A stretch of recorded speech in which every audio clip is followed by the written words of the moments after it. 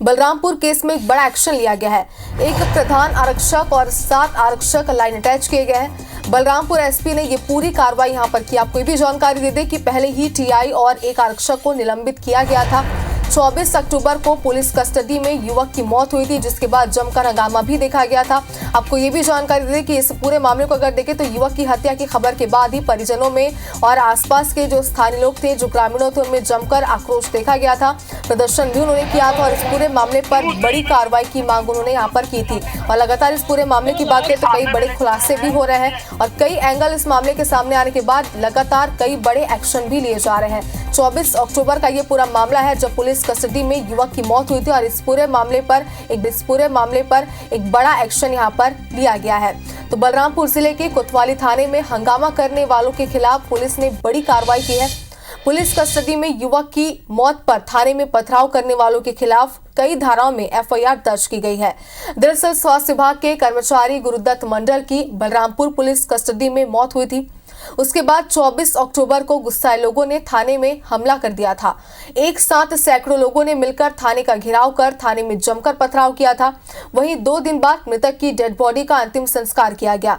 अब स्थिति सामान्य हो गई है और इस पूरे मामले में पुलिस ने अपराध भी दर्ज कर लिया है। इस पर सरगुजा आईजी अंकित गर्ग ने बताया कि अभी जांच चल रही है।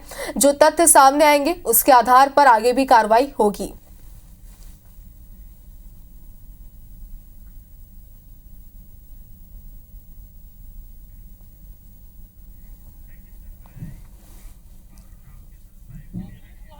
और चलिए इस खबर पर ज्यादा जानकारी के लिए हमारे सहयोगी अरुण इस वक्त हमारे साथ लाइव जुड़ गए। अरुण, देखिए, जब से ये पूरा मामला निकलकर सामने आया था लगातार देखा जा रहा है कि पथराव किया गया, प्रदर्शन किया गया, जमकर हंगामा हुआ था।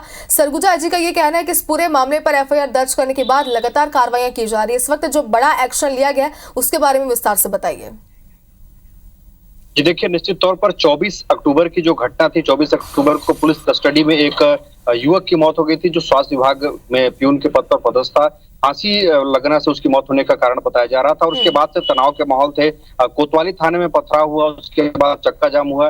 दूसरे दिन भी एडिशनल एसपी के ऊपर हमला किया गया। इसके बाद से तनाव का माहौल था, लेकिन किसी तरह परिजनों ने उसके शव को लिया अपने कब्जे में, फिर उसका अंतिम संस्कार किया। इसके बाद पुलिस की टीम ने जिन लोगों ने थाने में पथराव किया था, चक्का जाम किया था, उन लोगों के खिलाफ मामला दर्ज किया। भारतीय न्याय संहिता के तहत मामला दर्ज किया गया। उसके बाद जिस तरह से आईजी ने IBC 24 से एक्सक्लूसिव बातचीत में कहा कि पुलिस ने इस पूरे मामले में पहला अपराध दर्ज किया है इस पूरे मामले को लेकर, तो अभी उन्होंने कहा कि जांच जारी है। जांच के दौरान जो भी तथ्य सामने आएंगे उस आधार पर कार्रवाई की जाएगी। उन्होंने कहा कि दोषी पुलिसकर्मी जो भी इस पूरे मामले में सामने आएंगे उन पर भी कार्रवाई की जाएगी। और इसी कड़ी में जो देर रात को पुलिस अधीक्षक वैभव बैंकर रमन लाल ने जो आदेश जारी किया है, एक प्रधान आरक्षक और 7 आरक्षकों को लाइन अटैच किया है। इसके अलावा जो इससे पहले भी जो वहाँ के जो थाना प्रभारी थे और एक आरक्षक को निलंबित किया गया था। तो कुल मिलाकर जो पुलिस की कार्रवाई है इस पूरे मामले में जारी है। और कल ही जो प्रदेश के कृषि मंत्री हैं रामविचार नेताम, उन्होंने भी जो मृतक के परिजन है उनसे जाकर मुलाकात की थी और काफी लंबी चर्चा की थी। सरगुजा आईजी अंकित गर्ग और पुलिस अधीक्षक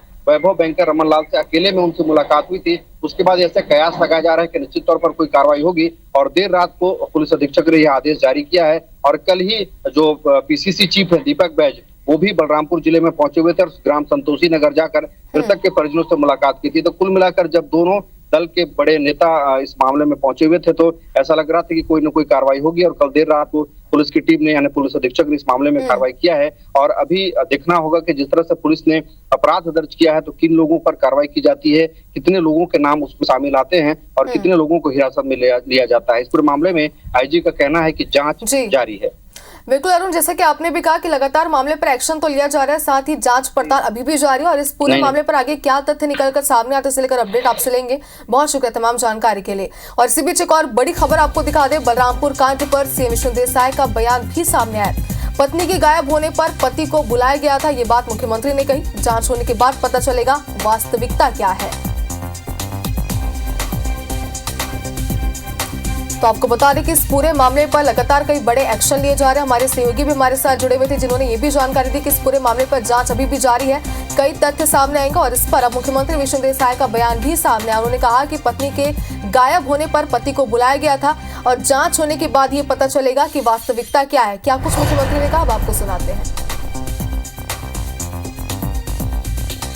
तो बलरामपुर कांड पर सीएम विष्णु देसाई ने भी अपनी प्रतिक्रिया दी है और उन्होंने भी कहा कि जांच होने के बाद ही ये पता चल पाएगा कि इस पूरे मामले में वास्तविकता क्या है। हालांकि अगर देखें तो लगातार कई एंगल इस मामले के अब तक सामने आ चुके हैं और हर एंगल से मामले की जांच भी जारी। अब कौन से एंगल सही आते हैं ये देखने वाली बात होगी। फिलहाल मुख्यमंत्री ने इस पूरे मामले पर क्या बयान दिया, एक बार आपको सुनाते हैं। बलरामपुर की घटना है। अब वो महिला गायब हुई थी और पूछताछ के लिए उसके हस्बैंड को बुलाए थे और वो शायद जांच में है। अब जांच होने पर पता चलेगा कि वास्तविकता वहाँ पर क्या है।